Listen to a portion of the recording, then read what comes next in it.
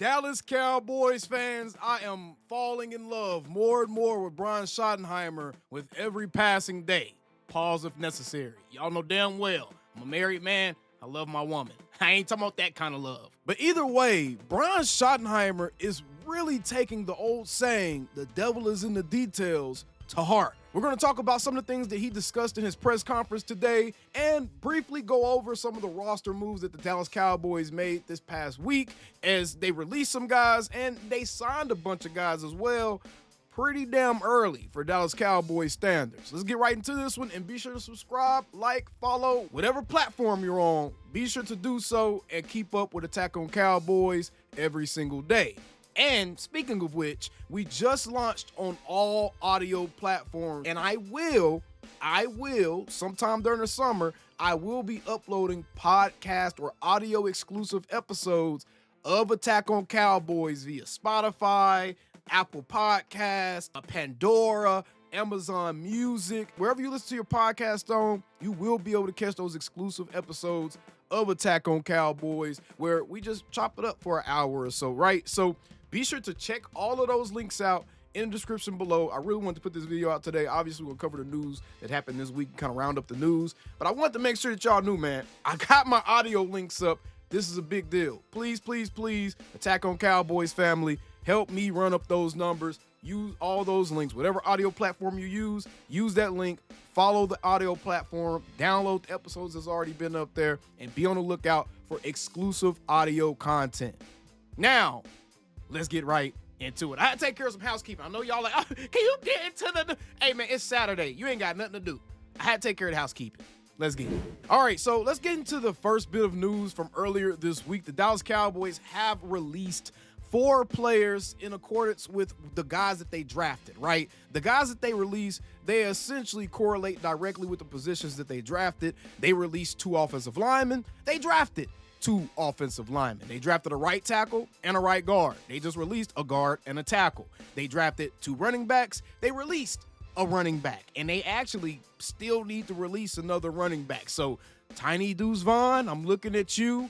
Miles and Javonte, I don't know if you guys are guaranteed to make the roster. And then Hunter Lepke. Everybody keeps forgetting Hunter Lepke's still floating around out there. He's going to occupy one of those spots in that running back or tight end room, depending on where they put him on the roster. But he's still there as well, and I think that Shotty really likes Lepke. So Malik Davis, he was the first casualty of war in that running back room, and unfortunately, he's going to have to find a new home. I think Malik Davis, if given a chance, he could have given us a similar production as someone like a Rico Dowdle or something like that, right? But either way, hopefully he gets a real shot in the NFL somewhere. And then the last guy that was released was linebacker Brock Moggensen, most notable for getting a pick 6 in Dallas, I think against like a backup or something like that. But beyond that, those are just the releases that were made. Want to cover that briefly because we hadn't done it in an actual full-length show yet. We did it in a short, but we didn't do it in a full-length show, so I want to cover that real quick. And to kind of go along with that, the Dallas Cowboys have also signed the following 2025 draft picks. They've signed Tyler Booker,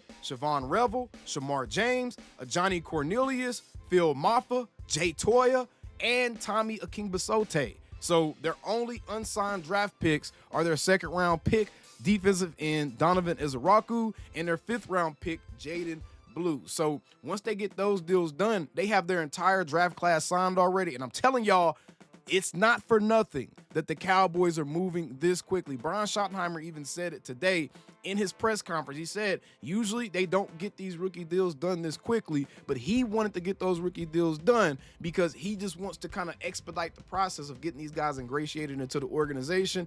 And that, he didn't say this part, but the fact that they got the numbers and the technicalities behind what they would have to pay their rookies on their roster out the way, that actually helps them as it pertains to trying to make any more subsequent moves, whether that be adding a veteran wide receiver 2 or adding a veteran corner to the team, whatever it may be.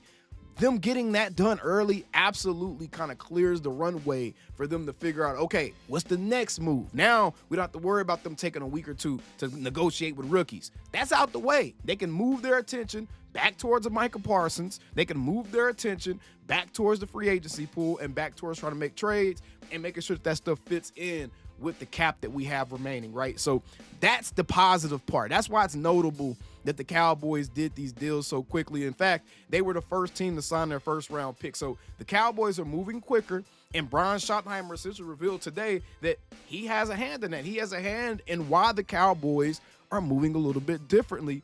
And this is why I'm falling in love with this coach, man. I absolutely love this guy.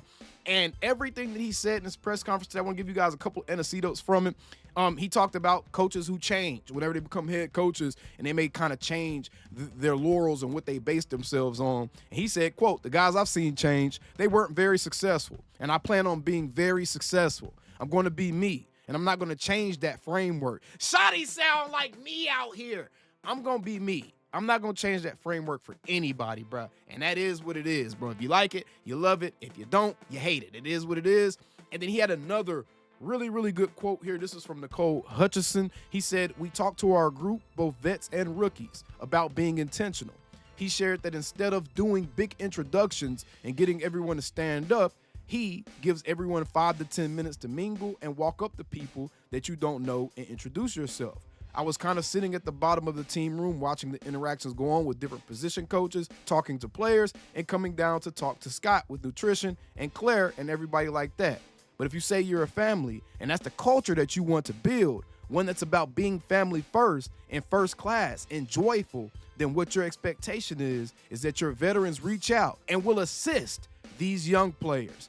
Dak reaching out to Tyler Booker the night of the draft is one example. Jalen Tolbert told me he stopped and said hello to 3 or 4 of the guys. Luke Schoonmaker was here yesterday getting some extra work and stopped to talk to a few of the guys he had competed against. Like, it's real. It's tangible. And that's the type of energy we need in a building. We just need our guys excited to play football again. Not only excited to play football again, but we need our guys excited to carry out the process to play football again. And that, to me, seems like what Shotty's kind of introducing. Now, this is all fine and dandy in his first year. Will he be able to maintain that throughout his career as a coach, being able to maintain that excitement, kind of like a Pete Carroll? Pete Carroll kind of has that same type of impact where he just creates this tangible energy around the team within the building. And I think that Brian Schottenheimer is kind of giving a little bit of that same juice, right? And interestingly enough, he coached under Pete Carroll for a few seasons, so that may be a little bit where he got that from. Now, this was interesting to me because this is important, and it's the small things, man. Like the title of the show says, devil in the details. It's a small thing, but I promise you, in the long run, it's going to go a long way as it pertains to these guys' growth and that kind of thing. Listen to Brian Schottenheimer when he was asked by my good friend John Machota about players having their seats moved in the locker room. For instance, having Micah Parsons closer to Dak Prescott. Take a listen. Some guys around. This year I did, along with the help of the staff. Again, they don't really get a say in that. I love it, bro. Hey, let the head coach be the head coach. I love the fact that this dude is kind of exerting his dominance. He's pushing his assertiveness on this team and letting them know, like, hey, this is my operation. We're doing things the way that I envision us doing it for this organization. I love this. There's a method to the madness. I think when the guys went into the team room for the first time, I made them all stand up after they sat down. I let them sit down, and I had them stand up, and I had them move seats. Why? It's a new year. It's 2025. We'll do that in 2026. We'll do that in 2027 and beyond. I think it's just when you start a new year, do something different. Change something up. So I like that. I like that. And Cowboys fans, we can't be mad at that at all. This sounds like a guy that isn't going to exercise the definition of insanity, which is trying to do the same thing over and over again and expecting a different outcome.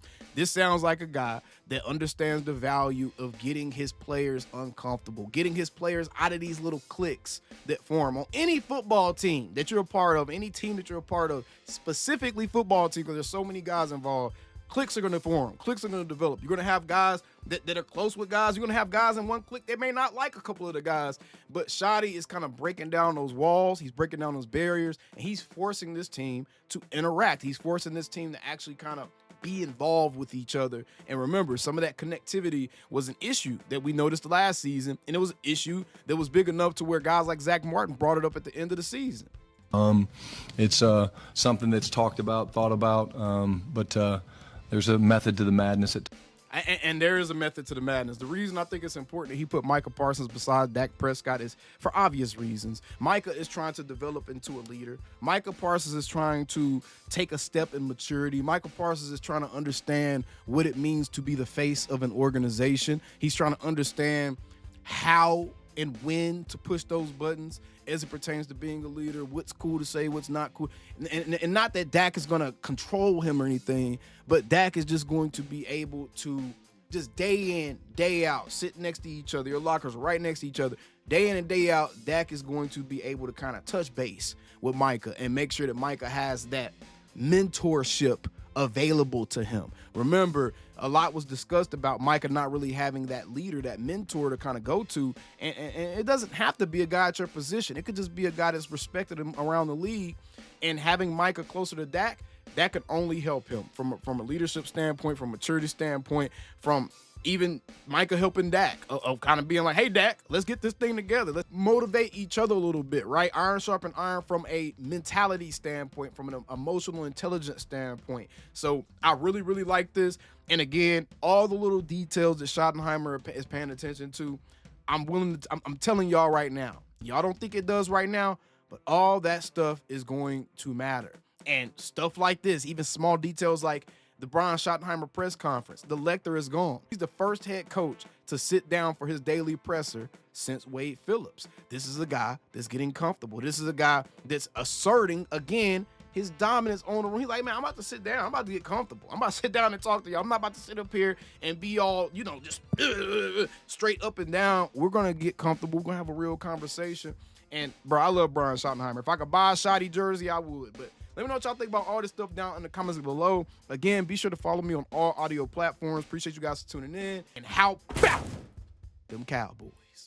Calling me, texting me, paging me, asking me, am I still them boys? Y'all usually check on me. Listen.